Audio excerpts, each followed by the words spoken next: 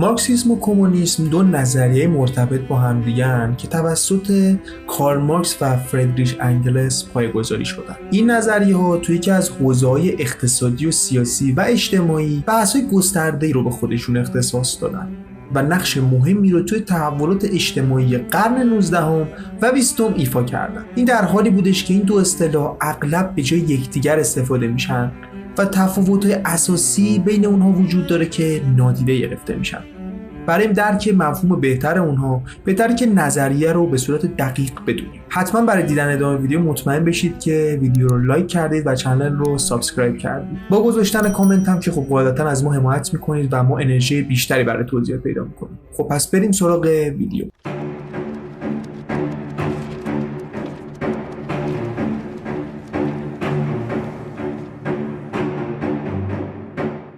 در قلب این نظریه مفهوم مبارزه طبقاتی قرار داره که کارل مارکس معتقد بود که این یک نیروی محرک تاریخ بشریته. طبق این نظریه تاریخ جامعه بشری تا کنون تاریخ مبارزات بین طبقات مختلف اجتماعی بوده، از جمله مبارزه‌های میان اربابان و بردگان در جوامع کهن فئودال‌ها و دهقانان توی جوامع فئودالی و سرمایه‌داران و کارگران در جوامع سرمایه‌داری. مارکس معتقد بود که نظام سرمایه‌داری نابرابری‌های اجتماعی و اقتصادی رو تشدید می‌کنه و باعث ایجاد دو طبقه اصلی توی جامعه میشه: بورژوازی یا صاحبان ابزار تولید و پرولتاریا یا همون کارگرها، که بر این باور بود که این بورژوازی‌ها از کارگرها دارن سود میبرن و ارزش اضافه‌ای که کارگران تولید میکنن رو به عنوان سود خودشون برمی‌دارن می‌ذارن تو جیبشون. این نابرابری به گفته مارکس در نهایت منجر به فروپاشی نظام سرمایه‌داری و ظهور یک جامعه بدون طبقه قرار بشه. مارکسیسم نه تنها یک تحلیل از جامعه است، بلکه یک فلسفه عملی هم هست. مارکس در اثر معروف خودش، همون مانیفست حزب کمونیست، به همراه انگلس یا انگلس نوشتش فیلسوفان تنها جهان رو به شیوه‌های مختلف تفسیر کردند. مسئله تغییر اون. این بیانگر تاکید مارکس بر تغییرات انقلابی و اهمیت عمل در کنار تئوری بود. کمونیسم آرمان شهری برای آینده. کمونیسم به عنوان یک نظام اجتماعی و اقتصادی هدف نهایی و بلند مدت مارکسیسم. این نظریه به دنبال ایجاد جامعه‌ای که توی اون مالکیت خصوصی بر ابزار تولید از بین بره و تمامی افراد جامعه به طور مشترک بر منابع تولید کنترل داشته باشن. در همچین جامعه‌ای طبقات اجتماعی و دولت به عنوان ابزار سرکوب از بین میرن و نیازهای افراد به صورت برابر تامین میشه. مارکس و انگلس در نوشته‌های خودشون که در رابطه با کمونیسم بود، کمونیسم رو به عنوان یک جامعه بی طبقه، بی دولت با اقتصاد مشترک توصیف کردن. پرولتاریا قدرت سیاسی خودش رو به دست میگیره و کنترل دولت هم تو دستش قرار میگیره. اون زمانه که جامعه به سوی کمونیسم حرکت میکنه. توی جامعه کمونیست هیچ گونه استثمار و نابرابری وجود نخواهد داشت و همه افراد بر اساس نیازهاشون از منابع استفاده خواهند کرد.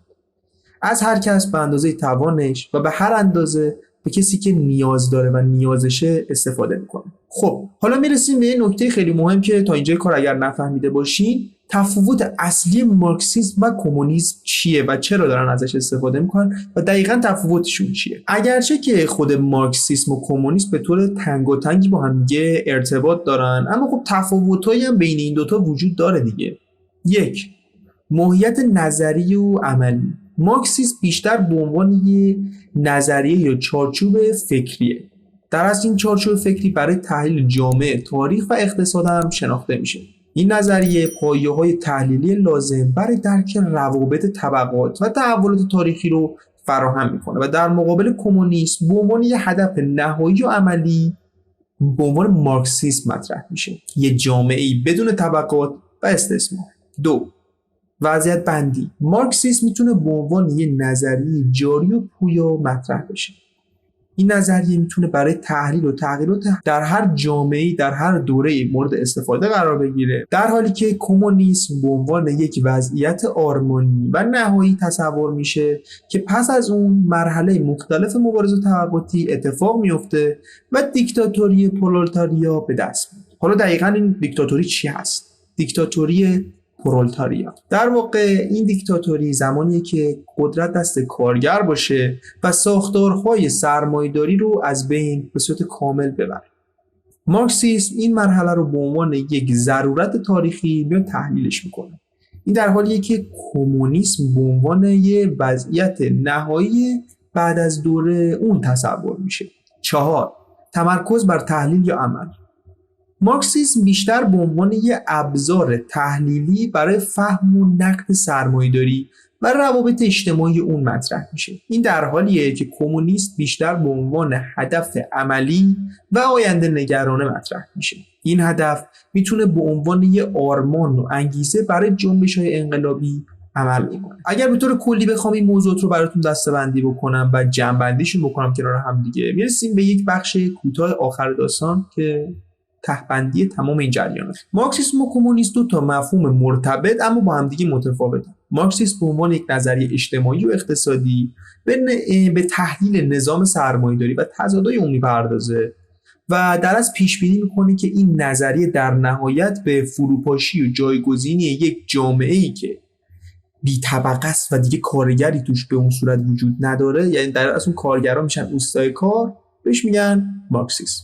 کمونیسم از سمت و سوی دیگه‌ای هدف نهایی مارکسیسم دیگه، یعنی جامعه‌ای که همه افراد با هم دیگه برابرن و ابزارهای تولیدن به صورت مشترک اداره دارن میشن. در از تفاوت اصلی که بین این دوتا هست در از ماهیت نظری و عملی، مثلا همین جریان دیکتاتوری پرولتاریا و این مسائل مرتبط به اون هستش. به طور کلی نظریه کمونیستی از راه دور نظریه بدی نبود، نظریه انسان دوست بود، نظریه عملگرا بود و نظریه بود که به فکر مردم عادی و فقیر بود. اما خب به مرور زمان با اون تصورات و تحقیقاتی که روی انسان‌ها انجام شد متوجه شدن که با جامعه کمونیستی زندگی کردن سخته. و یکی از دلایلی که توضیح داره براش من خودم میتونم براتون توضیح بدم. یه دلیل روانشناسی. شما تصور کنید که 3 دسته آدم توی کلاس حضور دارن. یکی از اون افراد دسته‌ای ان که 20 میگیرن و شاگرد اولن. دسته بعدی دسته‌ای ان که 15 16 میگیرن و دسته بعدی دسته‌ای که قطعاً میافتن. حالا از بین اینها ما بریم کمونیستی در نظرش بگیریم و این نمره رو تا همه ازشون بگیریم و از فردا به همشون نمره‌ای که مجموع کلاس شده رو به همه بدیم. اون موقع به همه نمره 15 داده میشه. چه اتفاقی میفته؟ اون کسی که این همه تلاش میکرد و درس میخوند نمره رو سعی میکرد ببره بالا و مجموع نهایتا به خاطر اون افتادن اون فرد میشه 15. اون نفرم که 15 گرفته بود که کار معمولی خودش رو انجام داده.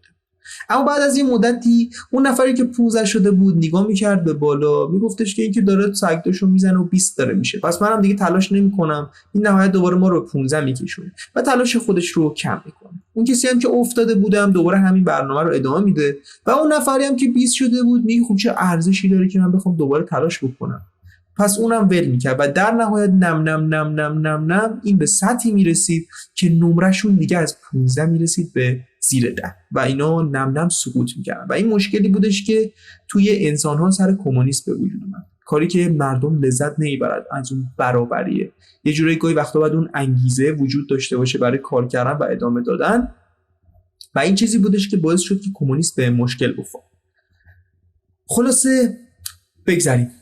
خیلی ممنون که این ویدیو رو دیدید. امیدواریم که از این ویدیو خوشتون اومده باشه. اگر از این ویدیو خوشتون اومد حتما لایک کنید، سابسکرایب کنید، برامون کامنت بذارید و نظرتون رو راجع به کمونیسم بگید. خیلی ممنون که مهمونمون بودید. تا دیدار دیگر، بدرود.